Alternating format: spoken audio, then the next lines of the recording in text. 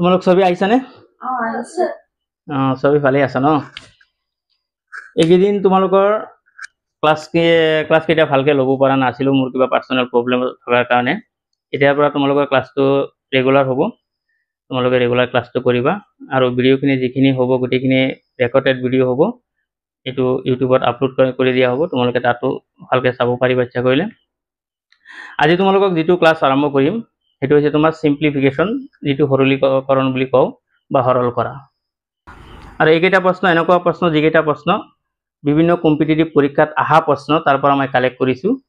আৰু প্ৰশ্নটো দেখাত যদিও জটিল বা বহুত দীঘলীয়া দেখা যায়, কিন্তু উত্তৰটো কৰোঁতে 2 বা 3 ছেকেণ্ডত তোমালোকে কৰিব পাৰিবা। কেনেকৈ শ্বৰ্ট ট্ৰিক্সৰ কৰিব লাগে এই গোটেইখিনি আজি আলোচনা কৰিম। আৰু তোমালোকৰ কম্পিটিটিভ এক্সামৰ কাৰণে, বিশেষকৈ 3rd গ্ৰেড আৰু 4th গ্ৰেড পৰীক্ষাৰ কাৰণে মই এনেকুৱা কিছুমান প্ৰশ্ন যুগুত কৰিছোঁ, বিভিন্ন কম্পিটিটিভ পৰীক্ষাত অহা প্ৰশ্ন। এইবাৰ 3rd গ্ৰেড পৰীক্ষাত বা 4th গ্ৰেড পৰীক্ষাত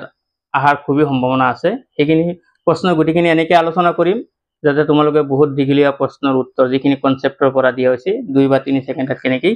উত্তৰ দিব পাৰা বা কৰিব পাৰা, গোটেইখিনি কনচেপ্ট আলোচনা কৰিম। আশা কৰোঁ তোমালোকে ভিডিঅ'খিনি ৰেগুলাৰ চাই থাকিবা, বা তোমালোকেতো অফলাইন ক্লাছ যোনে যোনে কৰি আছা তেওঁলোকেতো ডাবল চোৱা হ'ব। এটা ক্লাছো কৰিলা, ঘৰত গৈ ধুনীয়াকৈ লিখিলা। আৰু এইখিনিতে তোমালোকক আৰু এটা কথা ক'ব বিচাৰিছোঁ, যিহেতুকে ক্লাছটো এইটো অফলাইন ক্লাছ হ'ব, মাজতে তোমালোকে কিবা কনফিউজন বা ডাউট থাকিলে মোক প্ৰশ্ন নকৰিবা, কাৰণ মাজতে প্ৰশ্ন কৰিলে ভিডিঅ'টো যিহেতুকে দীঘলীয়া হৈ যাব, তাৰপিছত এডিট কৰোঁতে বহুত সময় লাগি যায়। ক্লাছটো ৰেকৰ্ড হোৱা কমপ্লিট হোৱাৰ পিছত তোমালোকৰ কনফিউজন বা ডাউট যদি থাকে পিছত মোক সুধিব পাৰা, সেইখিনি মই বুজাই দিম, হ'ব? এইখিনিতে আৰু সকলো দৰ্শকক উদ্দেশ্য কৰি মই এটা ৰিকুৱেষ্ট কৰিব বিচাৰিছোঁ, যিহেতুকে আজিৰ ক্লাছটো মোৰ অফলাইন ক্লাছ হয়, মোৰ ছাত্ৰ ছাত্ৰীক মই পঢ়াই আছোঁ। ইয়াতে সকলোকে মই তুমি বুলি সম্বোধন কৰি কথাখিনি ক'ম, ইয়াতে যাতে আপোনালোকে বেয়া নাপায়। আৰু আপোনালোকলৈ ৰিকুৱেষ্ট থাকিল, আপোনালোকে ক্লাছটো পাৰিলে প্ৰথমৰ পৰা লাষ্টলৈকে চাব। আৰু ক্লাছটো চাই বা ভিডিঅ'টো চাই যদি ভাল লাগে লাইক শ্বেয়াৰ কমেণ্ট কৰিব আৰু চেনেলটো ছাবস্ক্ৰাইব কৰিব। আৰু সৰু এটা ৰিকুৱেষ্ট আপোনালোকলৈ থাকিল, যদি পাৰে ক্লাছটো 9-10ৰ ষ্টুডেণ্টক চোৱাৰ কাৰণে এটা সুবিধা কৰি দিব। কিয় কৈছোঁ, আপোনালোকে জানেই অলৰেডি সেৱাৰ ফালৰ পৰা বৰ্তমান যিটো NEP অৰ্থাৎ নিউ এডুকেশ্যন পলিচিৰ যিটো গাইডলাইন আছে, সেই গাইডলাইন মতে বা যিটো ইনষ্ট্ৰাকশ্যন দিয়া আছে এইটো আমি সবেই অলৰেডি জানো। তাতে এটা সেন্টেন্স লিখিছে, outcome learning to the subject. অৰ্থাৎ মেট্ৰিকৰ যি প্ৰশ্ন আহিব বেছিভাগ প্ৰশ্নই কনচেপ্টৰ পৰা দিব। অৰ্থাৎ যিকোনো কম্পিটিটিভ পৰীক্ষাত প্ৰায় 90% প্ৰশ্ন কনচেপ্টৰ পৰা দিয়ে। গতিকে মেট্ৰিকৰ প্ৰশ্নটো এইবাৰ কনচেপ্টৰ পৰা দিব। আৰু ইয়াতে যিখিনি আলোচনা কৰিম মই ক্লাছত গোটেইখিনি কনচেপ্টৰ পৰা আলোচনা কৰিম, আৰু কেনেকৈ শ্বৰ্ট ট্ৰিক্সৰ কৰিব পৰা যায় তাৰ কাৰণে আলোচনা কৰা হ'ব। আপোনালোকে ভিডিঅ'টো প্ৰথমৰ পৰা লাষ্টলৈকে চাই যদি ভাল লাগে বা ছাত্ৰ ছাত্ৰীক যদি শ্বেয়াৰ কৰিলে তেওঁলোকৰ উপকাৰ হয়, তেতিয়াহ'লে ভিডিঅ'খিনি ক্লাছ 9-10ৰ ষ্টুডেণ্টক চোৱাৰ কাৰণে এটা সুবিধা কৰি দিব বুলি মই আশা ৰাখিলোঁ। ঠিক আছে, ব'লা এতিয়া আমি ক্লাছটো আৰম্ভ কৰোঁ। প্ৰথম ক্লাছটো যোৱা চিম্পলিফিকেশ্যন, এইটো তোমালোকে জানা, সৰলীকৰণ বা সৰল কৰা। ইয়াতে মই এটা অংক বোৰ্ডত আগতীয়াকৈ মই লিখি ৰাখিছোঁ। অংকটো হৈছে 1/, তলত দিয়া আছে 1 × 2, তাৰপিছত 1/2 × 3, 1/3 × 4, এনেকৈ ডট যিমান দীঘলীয়াই নহওক কিয় লাষ্টত দিয়া আছে 1/99 × 100। এই অংকটো যোনে অংক জানে বা মেথছ ভালকৈ বুজি পায় তেওঁলোকে কৰিব পাৰিব। হয়তো অলপ সময় ল'ব, 2-3-4 মিনিট লাগিব, বা কাৰোবাৰ হয়তো আধা ঘণ্টাও গুচি যাব, অংকটো হয়তো লাষ্টত ৰিজাল্ট নিমিলিব পাৰে। এই অংকটো কেনেকৈ 2 বা 3 ছেকেণ্ডত কৰিব পৰা যায় তাৰ এটা শ্বৰ্ট ট্ৰিক্স মই ইয়াতে দেখুৱাই দিছোঁ। প্ৰথমে চাবা, ওপৰত যিটো আছে এইটো আমি সকলোৱে জানো, ওপৰতটো আমি কি বুলি কওঁ, লব, আৰু তলতটো কি বুলি কওঁ, হৰ। যি লব আৰু হৰৰ পাৰ্থক্য যদি ছেম হয় তেতিয়াহ'লে এইটো ট্ৰিক্সত পালে আমি অংকটো কৰিব পাৰিম। তলত চোৱা 1 × 2, মানে কি ইয়াৰ মানটো আচলতে কি দিয়া আছে, 1 × 2 প্লাছ 1 × 6 প্লাছ 1 × 1/12। ফাৰ্ষ্টত দিয়া আছে 1/2 প্লাছ 1/6 প্লাছ 1/12। এই 2 কেনেকৈ লিখিব পাৰোঁ, 1 × 2, ভেলুটো একেই। 6ত আমি কেনেকৈ লিখিব পাৰোঁ, 2/3, একেই ভেলুটো। 12ক আমি কেনেকৈ লিখিব পাৰোঁ, 3 × 4 মানে 12। এইটো কিন্তু অলপ সহজ কৰি দিয়া হৈছে। এনেকৈ এতিয়া চোৱা 2 × 1 × 2, এই দুটাৰ মাজৰ পাৰ্থক্যটো কিমান আমি জানো, 1 আৰু 2ৰ মাজৰ পাৰ্থক্য 1 আৰু ওপৰত দিয়া আছে 1, এই দুটাৰ মান কিন্তু ছেম বা একেই। ঠিক তেনেকেই 2 into 3 এই দুটাৰ মাজৰ পাৰ্থক্য কিমান 1 ওপৰত দিয়া আছে 1 ঠিক তেনেকৈ 3 into 4 দুটাৰ মাজৰ পাৰ্থক্য কিমান 1 ওপৰত দিয়া আছে 1 এনেকৈ যি পাৰ্থক্য তলৰ যিটো হৰ থাকিব হৰ দুটাৰ পূৰণফলৰ পাৰ্থক্য পূৰণ কৰিলে মাজত যিটো পাৰ্থক্য থাকিব এই পাৰ্থক্যৰ ওপৰত যিটো লব থাকিব এই পাৰ্থক্য যদি সমান বা একে হয় তেতিয়াহ'লে আমি টিক্সৰ সহায়ত আমি এইটো 2 বা 3 সেকেন্ডত আমি কৰিব পাৰো কেনেকৈ ভগ্নাংশৰ প্ৰথম যিটো ভগ্নাংশ থাকিব প্ৰথম ভগ্নাংশটো চোৱা প্ৰথম ভগ্নাংশৰ ওপৰত লবটো কিমান আছে লবটো 1 আছে 1 টো ইয়াতে আমি লিখিলো তাৰ পিছত এই ভগ্নাংশ দুটা তলত যে পূৰণ আছে পূৰণৰ ফাৰ্স্ট টাৰ্মস যেটো আছে এই প্ৰথম অংশ যেটো আছে প্ৰথম ডিজিট যেটো আছে হেতু তলত বহাব লাগে ওপৰত 1 বহালো তলত এই দুটা পূৰণফলৰ ফাৰ্স্টৰ যেটো সংখ্যা আছে সংখ্যাটো ইয়াত বহালো তাৰ পিছত শৰ্ট টিক্সৰ নিয়ম মতে ইয়াতে মাইনাস চিহ্ন এটা দিলো একেবাৰে লাস্ট ভগ্নাংশ যেটো আছে হেতুৰ ওপৰত লব কিমান আছে 1 আছে 1 টো ইয়াত বহালো আৰু তলত হৰ দুটা সংখ্যা পূৰণ হৈ আছে 99 into 100 এই দুটা সংখ্যা লাস্টৰ সংখ্যা যেটো আছে লাস্টৰ সংখ্যা কি আছে ইয়াতে 100 আছে এই 100 টো আমি তলত বহাই দিলো বাস এইখিনি অংক এতিয়া এটোতো আমি সবই জানো বা তোমালোকে সবই কৰিব পাৰিবা তো বৰ্গপূৰণলৈ কেনেকৈ প্লাস মাইনাস কৰিব লাগে সবই জানো তলত দুটা লহাগু ললে কিব 100 ইয়াতে হ'ব 100 100 minus 1 आंसर কিমান আহিব 199 99 by 100 গতি অপশন কোনটো হ'ব কত আছে 99 by 100 বি অপশনত আছে গতিকে মনত ৰাখিবা এনেকুৱা যদি অংক দিয়ে তলত চাবা হৰ যেটো দিয়া আছে দুটা সংখ্যাৰ পূৰণফল যদি পূৰণফলৰ মাজৰ পাৰ্থক্য যদি 1 হয় আৰু ওপৰত যদি লবটো 1 থাকে ইয়াতে দুটাৰ মাজৰ পাৰ্থক্য 1 ওপৰত আছে 1 এই দুটা যদি একে থাকে ইয়াতে 1 ইয়াতে 1 ইয়াতে 1 ইয়াতে 1 ইয়াতে 1 আছে 100 আৰু 99 ত 1 আছে ওপৰত 1 আছে দুটা পাৰ্থক্য যদি সেম হয় তেতিয়া হলে প্ৰথম ভগ্নাংশৰ ওপৰৰ সংখ্যা অৰ্থাৎ যেটো লব থাকিব লবটো আমি ওপৰত বহালো আৰু দুটাৰ মাজৰ সংখ্যা এই দুটা যে পূৰণ হৈছে পূৰণৰ প্ৰথম ডিজিট যেটো আছে ডিজিটটো তলত আমি বহালো বাস এইখিনি তাৰ পিছত মাইনাস চিন দি লাস্টৰ যেটো ভগ্নাংশ থাকিব ভগ্নাংশৰ ওপৰত যেটো লব থাকিব লবটো আমি ইয়াতে বহালো তলত দুটা সংখ্যা পূৰণ থাকিব পূৰণৰ লাস্ট ডিজিট লাস্ট সংখ্যা যেটো থাকিব এই সংখ্যাটো আমি তলত বহাই এই দুটা যে আমি লহাগুলৈ হে যোগ বিয়োগ কৰো লাস্টত কি যেটো आंसर হ'ব সেই आंसरটো হ'ব ইয়াৰে উত্তৰ এইখিনি তো নিশ্চয় তোমালোকে বুজি পাইছা ইয়াতকে আৰু সহজ টিক্সাৰ আছে এইখিনি বুজা যদি কাৰোবাৰ কনফিউজন বা পাজল থাকে এইখিনি নকৰাকে কৰিব পাৰিবা কেনেকি যদি এইখিনি তো পাৰিবা এই 2 আৰু 1 ৰ মাজৰ পাৰ্থক্যটো ধৰিব পাৰিবা বা 2 আৰু 3 মাজৰ পাৰ্থক্য 1 টো গম পাবা এনেকি চাবা প্ৰথম অংকটো তলৰ যেটো দুটা সংখ্যা পূৰণ হৈ আছে দুটা সংখ্যাৰ মাজৰ যেটো পাৰ্থক্যৰ ওপৰৰ যেটো লব আছে এটো একে সমান হয় নে নহয় যদি সমান হয় এনেকুৱা সিস্টেমৰ যদি কিবা অংক পৰীক্ষা দিয়ে তেতিয়ালে এইখিনি কৰিব নালাগে তেতিয়ালে ইয়াতে মই যিখিনি লিখিছো এইখিনিও নালাগে ডাইৰেক্ট চাবা লাস্ট যেটো ভগ্নাংশ আছে ভগ্নাংশৰ তলৰ যেটো লব যেটো আছে দুটা পূৰণ দিয়া আছে পূৰণৰ মাজত যেটো পাৰ্থক্য 1 আছে পূৰণ দিয়া আছে তলত পূৰণ দিয়া দুটা সংখ্যা যেটো ডাঙৰ আছে ডাঙৰ সংখ্যাটো তলত হ'ব আৰু সৰু সংখ্যাটো ওপৰত হ'ব বাস এইখিনি आंसर ইয়াতে 99 into 100 দি আছে গতি 100 to 100 যেটো আছে এটো 99 কৈ ডাঙৰটো তলত হ'ব এটো হৰ হ'ব আৰু সৰুটো ওপৰত হ'ব বাস এটো आंसर আৰু একো বেলেগ কোনো কৰাৰ কোনো চিন্তাই নাই ডাইৰেক্ট आंसरটো 1 বা 2 সেকেন্ডত ওলাই যাব তলত যি দুটা সংখ্যা পূৰণ দিয়া থাকিব তাৰে ডাঙৰ সংখ্যাটো তলত বহাই দিলি হ'ল সৰু সংখ্যাটো ওপৰত দিলি বাস এটো आंसर হৈ গল এটো সবই সাকে বুজি পাইছা এনেকুৱা অংক আহিলে তো কোনো টেনশন নাই সবই পাৰিবা না নাই নিশ্চয় তোমালোকে পাৰিবা এনেকুৱা আৰু এটা অংক দিছি এনেকুৱা সিস্টেমত যিমান দিগুলীয়া অংক নিদিও কিয় তোমালোকে অতি সহজে কৰিব পাৰিবা যি টিক্সটো তোমালোকৰ মনত থাকে অংকত যোন ভাল যদি টিক্সটো জানা নাথাকে দিগুল অংকটো দিগুলীয়া ইমান ডাঙৰ অংকটো চাই বহুত সময় লাগিব বুলি অংকটো এৰি থৈ আহিব বা পিছত কৰিম বুলি লাষ্টত সময় নাপায় এৰি থৈ আহিব আৰু তোমালোকে যে টিক্সটো মনত ৰাখিব পাৰা সবৰ আগতে গৈ এনেকুৱা প্ৰশ্ন তোমালোকে বিচাৰি থাকিবা জটিল বা কনসেপ্টৰ পৰা প্ৰশ্ন কোন কেইটা দিছি সেইকেইটা চাবা সবৰ আগতে তোমালোকে কৰিব পাৰিবা অতি কম সময়ৰ ভিতৰত আৰু এটা তোমালোকক তেনেকুৱা অংক দিছো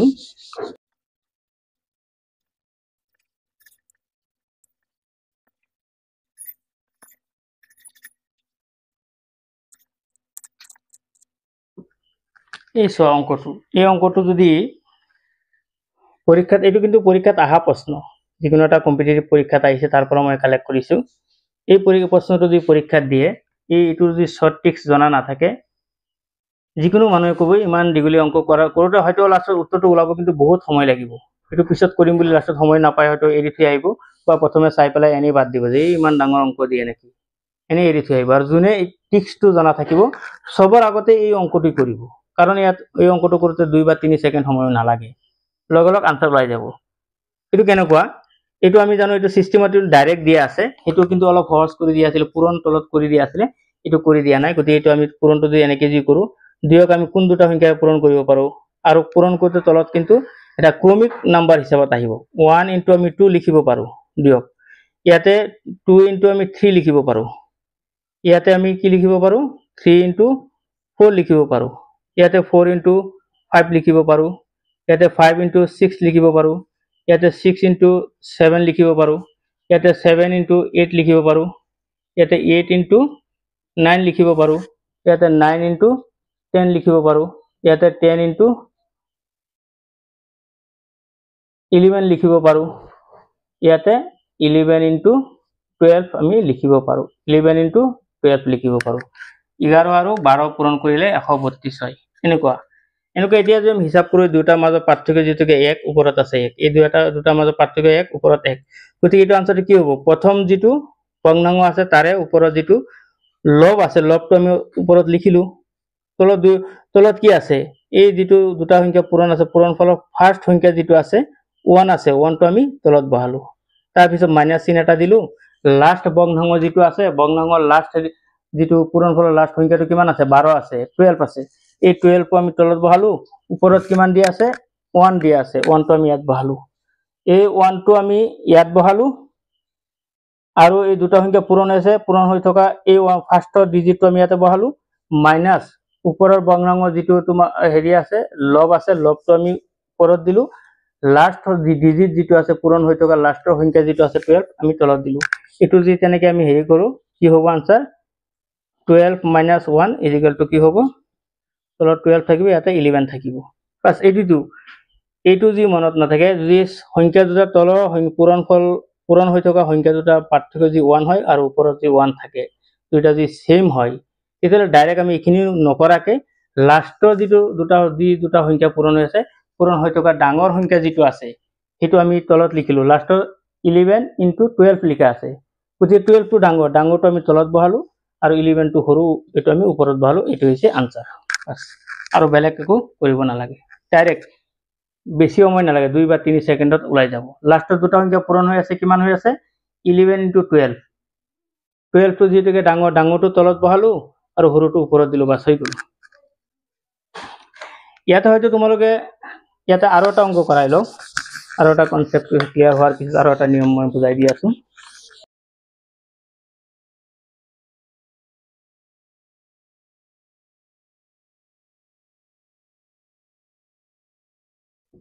পৰীক্ষাত প্ৰশ্ন এনেকৈ আহিব পাৰে, লাষ্টত যিহেতুকে দুটা সংখ্যা দিয়া আছে ডাইৰেক্ট আমি তেনেকৈ কৰি দিছোঁ, অংক হৈ গ'ল, আনসাৰ হৈ গ'ল। এতিয়াতো লাষ্টত n ইনটু n প্লাছ 1 এনেকৈ দিছে, এতিয়া nৰ মান কিমান বা 1 প্লাছ 1ৰ মান কিমান এইটো কেনেকৈ আমি ওলাম, বা এনেকৈ দিয়া থাকিলে আমি আনসাৰটো কেনেকৈ ওলাম। এইটোৰ কাৰণে সহজ নিয়ম হৈছে, এইটো মই অপশ্যনখিনি মই লিখি লওঁ ইয়াতে। অপশ্যন এ নম্বৰটো এনেকৈ হ'ব n বাই n প্লাছ 1, বি নম্বৰ অপশ্যনটো যেনিবা 2n n প্লাছ 1, চি নম্বৰটো দিয়া আছে n 2n প্লাছ 1, ডি নম্বৰটো দিয়া আছে n 2n প্লাছ 2, অপশ্যনখিনি এনেকৈ দিয়া আছে। এতিয়া আমি এইটো কেনেকৈ কৰিম, আৰু এইখিনিতে আৰু এটা কথা কওঁ, এই তলত যে দিছোঁ এইটো তোমালোকে হেৰি নাভাবিবা, এইকেইটা তোমাৰ দশমিক বুলি নাভাবিবা, এইখিনি মই কি কৰিছোঁ এইটো ইনটু পূৰণ চিন, কিন্তু মই পূৰণ চিন দিছোঁ, তলত যিখিনি আছে পূৰণ চিন। ইয়াতে মনত ৰাখিবা যদি দুটা সংখ্যাৰ মাজত 1 এনেকৈ 1 ইনটু দুটা সংখ্যাৰ মাজত থাকে তেতিয়াহ'লে এইটো হ'ব দশমিক, এইটো হ'ব দশমিক, দুটা সংখ্যা মাজত যদি এনেকে দিয়া থাকে ফুল স্টপ দিয়া থাকে এইটো দশমিক বুজাব, আৰু দুটা সংখ্যা যদি তলত দিয়া থাকে বা দুটা সংখ্যা একেবাৰে তলৰ শাৰীত তেনেকে দিয়া থাকে এইটো ইনটু বুজাব, মানে পূৰণ, তো পূৰণ বুজাব, এইটো মনত ৰাখিবা। এইটো যদি তোমালোকে দশমিক বুলি ভাবা তেতিয়াহ'লেতো অংক এনেই গুচি গ'ল, আৰু ইয়াতে কিন্তু দশমিক নহয়, এইটো পূৰণ চিন দিছে। এইটো যেনেকে দিয়া আছে 1 into 2, 2 into 3 বা 3 into 4, এইকেইটা এনেকে পূৰণ বুজাইছে, কিন্তু দশমিক নহয়। দশমিক হলে সদায় দুটা সংখ্যাৰ মাজত হ'ব। এইখিনি কথা মনত ৰাখিবা, অংক কৰাৰ ক্ষেত্ৰত বহুত কামত আহিব। এতিয়া অংকটো যদি এনেকে দিয়া থাকে তেতিয়াহ'লে আমি আনসাৰটো কেনেকে ওলাম? প্ৰথমে চাব লাগিব দুটা সংখ্যাৰ মাজত ডিফাৰেন্সটো কি। ডিফাৰেন্সটো ইয়াতে 1 into 2, ইয়াতে 1 আছে ওপৰত 1, 2:3 ইয়াতে 1 আছে ওপৰত 1, এইটো ফৰ্মুলাত বা সূত্ৰত পৰিছে, গতিকে পৰিছে ইয়াতে দুটা সংখ্যা পূৰণ হৈ আছে। আগতে ইয়াতে ধৰা 9 into 10 আছিলে, ইয়াতে n into n/1, এই 9ৰ জেগাত কি n আৰু 10ৰ জেগাত 9 plus 1, n plus 1, সংখ্যা দুটা সংখ্যা কিন্তু দিয়া আছে, কিন্তু ইয়াতে সংখ্যা আছিলে ইয়াতে আখৰ দিছে, বাস কথা একেটাই। ইয়াতে প্ৰথমে আগৰ নিয়ম মতে মই লিখিলো, ইয়াৰ ওপৰত কি আছে 1 আছে আৰু দুটা সংখ্যা পূৰণ আছে। ফাৰ্ষ্ট সংখ্যাটো কি 1, 1টো তলত লিখিলো, ইয়াতে মাইনাস চিন দিলো, ওপৰত 1 আছে, এই 1টো দিলো, তলত দুটা সংখ্যা পূৰণ হৈ আছে n into n plus 1, লাষ্টৰ সংখ্যাটো আমাৰ লাগে, লাষ্টৰ সংখ্যাটো কি আছে n plus 1 আছে, বাস হৈ গ'ল। এতিয়া লহাগু ললে n plus 1 কি হ'ব, ইয়াতে n plus 1 minus 1, গতিকে এই দুটা সংখ্যা কাটা যাব, কাটা গলে কি হল n plus 1 ওপৰত থাকিল n, আনসাৰ এইটো। আনসাৰ ক'ত আছে এইটো, কিন্তু n plus এইটো বিত আছে, আনসাৰ বিটো হ'ব। নাই সৰি, এইটো বি নহয়, এই আনসাৰ এত আছে, এইটো আনসাৰটো হ'ব n/n plus 1। গতিকে সংখ্যা দিয়া নাথাকিলে এনেকে দিয়া থাকিলে দুটা সংখ্যা যেহেতু পূৰণ আছে, লাষ্টৰ সংখ্যাটো আমাৰ লাগে, লাষ্টৰ সংখ্যাটো কিমান আছে n plus 1 আছে, n plus 1 আমি বহালো, বাই এইটো -1 ইনটু +1 কাটা কাটি গলে থাকিব ওপৰত n, তলত আছে n plus 1, এই আনসাৰ হ'ব অপশন এ। এতিয়া হয়তো তোমালোকে আৰু এটা প্ৰশ্ন কৰিব পাৰা বা মনত তেনেকুৱা প্ৰশ্ন আহিব পাৰে, ছাৰ যদি দুটা সংখ্যাৰ পাৰ্থক্য যদি একে নহয়, বেলেগ হয় বা 2, 3, 4, 5 তেনেকে হয়, তেতিয়াহ'লে আমি এনেকুৱা শৰ্ট ট্ৰিক্স বা সহজভাৱে 2, 4, 5 ছেকেণ্ডত আমি কৰিব পাৰিম নে নাই? সেইটো পাৰিবা, সেইটো নিয়মটো অলপ ব্যতিক্ৰম, সেইটো মই দেখুৱাই দিছো এইটো কেনেকে কৰিব লাগে।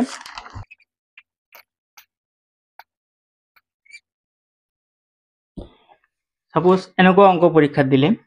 ইয়াতে কিন্তু দুটা ওপৰৰ দুটা তলৰ দুটা সংখ্যা পূৰণফল আৰু ওপৰৰ সংখ্যা একে নহয়, সেম নহয়, পাৰ্থক্যটো 1 নহয়, 1তকৈ বেছি হয়, তেনেকুৱা হলে আমি শৰ্ট ট্ৰিক্সত কেনেকৈ কৰিম? শৰ্ট ট্ৰিক্সৰ সৈতে এইটো কাৰণে কি কৰিব, ইয়াতে যদি আমি পূৰণ কৰো কি হ'ব 1 into 3 হ'ব, 1 আৰু 3 পূৰণ কৰিলে 3 হয়, ইয়াতে 3 আছে, 3টো ইয়াতে বহালো, তাৰপিছত কি হ'ব 3 into 5, তাৰপিছত 5 into 7, 5 আৰু 7 পূৰণ কৰিলে 35, আৰু 7 পূৰণ 9 যদি পূৰণ কৰি 7 9 63, ইয়াতে 9 পূৰণ কৰিলে 9 আৰু 11 পূৰণ কৰিলে 99। ইয়াতে দুটা সংখ্যাৰ মাজৰ পাৰ্থক্য কিমান 2, ইয়াতে দুটা সংখ্যাৰ মাজৰ পাৰ্থক্য 2, ইয়াতে দুটা সংখ্যাৰ মাজৰ পাৰ্থক্য 2, ইয়াতেও 2, ইয়াতে 2, 1 থাকিলে আমি ডাইৰেক্ট তেনেকে লিখি দিব পাৰিলো হয়, ওপৰত 9 হলে হয়, তলত যেটো আছিল 10 থাকিলে 10 হলে হয়, কিন্তু ইয়াতে যেহেতু তলত 2 আছে, গতিকে সেইটো ফৰ্মুলাত তেনেকুৱা নহয়। এইটো কাৰণে কি কৰিব লাগিব, আমি জানো মেথছৰ ক্ষেত্ৰত বা অংকৰ ক্ষেত্ৰত যি তলৰ ওপৰৰ সংখ্যাখিনি বেলেগ বেলেগ থাকে, আমি একে কৰিব বিচাৰো, তেতিয়াহলে সেম এটা সংখ্যা দি ওপৰত আৰু তলত আমি পূৰণ কৰি আমি দুটা সংখ্যা একে কৰি ল'ব পাৰো। সাপোজ এইটোক যদি আমি যেটো তলৰ সেই পাৰ্থক্যটো হেৰি আছে, কিমান হৈ আছে 2 হৈ আছে, ইয়াতে 2 কৰিব হলে এইটো আমি এনেকে ব্ৰেকেটত আমি কৰিব পাৰো, ব্ৰেকেটত ইয়াত যদি আমি এনেকে দিও, ওপৰত যদি 2 এৰে পূৰণ কৰি দিও, সব কেইটা 2 হৈ যাব, তলত যেটো 2 আছে গতিকে মিলি যাব, গতিকে আমি সূত্ৰ বা ফৰ্মুলা বা ট্ৰিক্সত আমি কৰিব পাৰিম। ইয়াতে 2 দিলো, ইয়াতে 2 দিলো, 2 দিয়াৰ লগে ওপৰত যদি 2 এৰে পূৰণ কৰি দিও, ইয়াতে কি হ'ব 2 হ'ব, ইয়াতে 2 হ'ব, ইয়াতে 2 হ'ব, ইয়াতেও 2 হ'ব, এতিয়া পাৰ্থক্য ইয়াতে 2 ইয়াতে 2 মিলিছে, গতিকে এতিয়া আমি ফৰ্মুলাত পেলাব পাৰো, ইয়াতে কি হ'ব 2 হ'ব, আৰু ওপৰত 2 এৰে পূৰণ যেহেতুকে কৰিছো ইয়াতো একো নাই মানে আমি এটা 1 এটা আমি দিব পাৰো বা 1 এটা আমি লিখিব পাৰো বাস হৈ গল তলৰ দুটি ইয়াত পূৰণ নকৰো লাষ্টত কৰিম এতিয়া ফৰ্মুলাত মিলিছে গতিকে ওপৰত কি আছে ওপৰৰ যেটো ফৰ্মুলা মতে এটো কি আছে 1 ফৰ্মুলা মতে আমি ওপৰত কি লিখো 1 লিখো এতিয়া যেটোকে সেম হৈছে 1 তলৰ ফাৰ্স্ট ডিজিট কোনটো আছে এটো 1 আছে দুটা পূৰণ আছে প্ৰথম সংখ্যাটো লব লাগে 1 আমি লিখিলো তাৰ পিছত মাইনাস দিলো মাইনাস দিয়াৰ পিছত এই লাষ্ট সংখ্যাটো কিমান আছে এটো 1 ওপৰত 1 থাকিবই তাৰ পিছত লাষ্টত যেটোকে দুটা সংখ্যা পূৰণ হৈ আছে 99 ক পূৰণ কৰিলে 9 * 11 গতিকে লাষ্টৰ সংখ্যা কোনটো আছে 11 আছে গতিকে 11 টো হ'ব তলত এটা অপচন কিটা মই এনেকে দি দিলো ধৰক 10 আছে বি নম্বৰটো দিয়া আছে 7 11 সি নম্বৰটো দিয়া আছে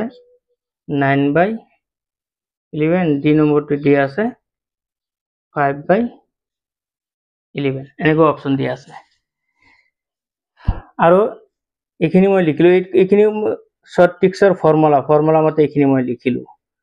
ওপৰত 1 হ'ব আৰু তলৰ যে দুটা সংখ্যা পূৰণ হ'ব পূৰণ হোৱাৰ প্ৰথম সংখ্যাটো মই ইয়াতে লিখিলো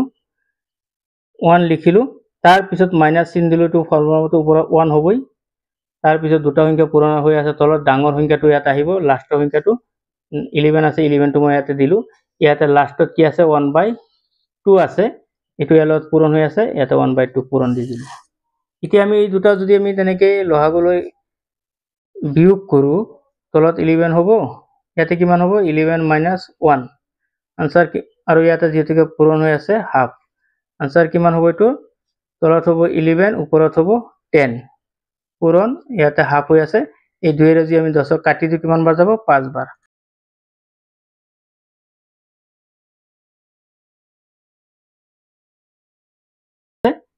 ডি অপশনত আছে গতিকে এইটো আনসাৰ হ'ব শুদ্ধ এতিয়া হয়তো তোমালোকে ক'ব পাৰিবা স্যাৰ এখিনি নকৰাকে এইটো অংক আমি শৰ্ট ট্ৰিক্সত 2 সেকেন্ড বা 3 সেকেন্ডত আমি কৰিব পাৰিম নেকি হ্যাঁ পাৰিবা এইটো কাৰণে তোমালোকে আৰু এটা সহজ ট্ৰিক্স মনত ৰাখিব পাৰা এইটো ফৰ্মুলাত কৰিলে সদায় মনত ৰাখিবা তলৰ যেটো সংখ্যা হ'ব সেই সংখ্যাটোত কে এক ডিফাৰেন্স এক এটা কম হ'ব আগত যেটো অংক কৰিছিলা ইয়াতে ধৰা 12 আছিলে ওপৰত 11 আছিলে ইয়াতে যদি 13 থাকে ওপৰত কিমান 12 থাকিব 12 থাকিব তাৰ মানে এক ডিফাৰেন্স হ'ব ইয়াতে যেটোকে আনসাৰ কৰতে তোমাৰ দুই ডিফারেন্স ওলাইছে ইয়াতে মনত লাষ্ট ডিজিট যেটো আছে 11 আছে গতিকে আনসারটো মননে এনেকৈ ধৰি লব পাৰা তলত 11 হ'ব ওপৰত 10 হ'ব আৰু যেটোকে দুই ডিফাৰেন্স 2 এৰে যদি তুমি ডাইৰেক্ট তেনেকৈ যদি কাটি দিয়া তেতিয়া কিমান হ'ব ওপৰত 5 হ'ব 5/11 তেনেকৈ ডাইৰেক্ট তোমালোকে কৰিব পাৰিবা যদি সংখ্যাটোৰ পাৰ্থক্য দুটা সংখ্যাৰ পাৰ্থক্য যদি 2 হয় লাষ্টৰ ডিজিট যেটো থাকিব সেই ডিজিটটো তুমি লাহেকে তলত বহাই দিবা লাষ্টত কিমান আছে 11 আছে 11 টো তোমালোকে বহাই দিলা বহাই দিয়াৰ পিছত 11 তকৈ এক কম এটা সংখ্যা ওপৰত লিখিবা 11 এক কম কি 10 হয় আৰু যেহেতুকে ডিফাৰেন্সটো 2 আছে এই 2 এৰে 10ক ডিভাইড কৰিলে কিমান বাৰ যাব 5 বাৰ যাব গতিকে 5/11 হ'ব ইয়াৰ আনসাৰ এইটো শৰ্ট নামটো তেনেকৈ কৰিব পাৰিবা যদি দুটা সংখ্যাৰ পাৰ্থক্য যদি 1 থাকে তে লাষ্টৰ যি দুটা ডিজিট থাকিব ডাঙৰটো তলত হ'ব আৰু সৰুটো ওপৰত যাব বাস এখিনি আৰু যদি দুটা সংখ্যাৰ পাৰ্থক্য যদি 2 থাকে তেতিয়া লাষ্টৰ যেটো ডিজিট আছে সেই ডিজিটটো তলত বহিব তাতকে এক কম থকা এটা ডিজিট ওপৰত বহাই দিব তলত যদি 15 আছে ইয়াতে 14 হ'ব তলত যদি 9 আছে ওপৰত 8 হ'ব তলত যদি 7 আছে ওপৰত কিমান হ'ব 6 হ'ব 2 থকা যদি 2 ডিফারেন্স থাকে এক ডিফারেন্স থাকিলে লাষ্টত সাপোজ তেনেকৈ সংখ্যা দি আছে 9 * 10 আছে যদি ডিফারেন্স 1 থাকে তেতিয়া আনসারটো হ'ব 10/9 আৰু যদি 2 থকা ডিফারেন্স সংখ্যা থাকে লাষ্টত সাপোজ 9 আছে বা 8 * 9 তেনেকৈ দিয়া আছে এটো যদি ডিফারেন্সটো যদি 2 থাকে বা 7 * 9 আছে ডিফারেন্স 2 আছে তলত কিমান হ'ব তলত 9 টো বহাই দিবা 9 কে 1 থকা সংখ্যা কি আছে 8 আছে 8ক আৰু যেটোকে ডিফাৰেন্স 2 এৰে ডিভাইড কৰিবা কিমান বাৰ যাব 4 বাৰ যাব গতিকে আনসাৰ হ'ব 4/9 বাস এটো মনত ৰাখিবা 2 থকা 2 ডিফাৰেন্স থাকিলে লাষ্টৰ যেটো ডিজিট থাকিব ডিজিটটো বহাবা ইয়াতকে এক কম 1 কমাই ওপৰত সেই সংখ্যাটো বহাবা ইয়াতে 11 আছে ওপৰত কিমান হ'ব 10 হ'ব 10ক 2 ৰে ডিভাইড কৰিলে কিমান বাজাব 5 বাজাব অৰ্থাৎ 5/11 হ'ব এটাৰ আনসাৰ 5/11 এটাৰ আনসাৰ আগো তোমালোকে বুজি পাইছা গতিকে আজি ভিডিওটো এখিনিতে সামৰিলো আৰু তোমালোকে বাকি এতিয়া ঘৰত গৈ ধুনীয়াকৈ মই এটা আপলোড কৰি দিম তাত গৈ ভিডিওটো তোমাৰ স্ক্ৰিনশ্বট মাৰি ধুনীয়াকৈ লিখি ল'বা আৰু প্ৰত্যেক দিনা তোমালোকে তেনেকৈ ভিডিওখিনি চাই থাকিবা আৰু যিখিনি কনফিউজন বা পাজল থাকে মোক ক'বা এইখিনি মই আলোচনা কৰি দিম আৰু কোনকেইটা সাবজেক্ট আগতে আলোচনা কৰিব লাগে এইখিনি ক'বা সেইকেইটা সাবজেক্টটো মই প্ৰথমে তোমালোকৰ কনফিউজনখিনি দূৰ কৰাৰ কাৰণে মই চেষ্টা কৰিম আৰু ভিডিওটো সবেই তোমাৰ লাইক শেয়াৰ কমেন্ট কৰিবা সবকে ক'বা চেনেলটো যাতে সাবস্ক্ৰাইব কৰে ঠিক আছে হ'ব থ্যাংক ইউ আজি এইখিনিতে ৰাখিলোঁ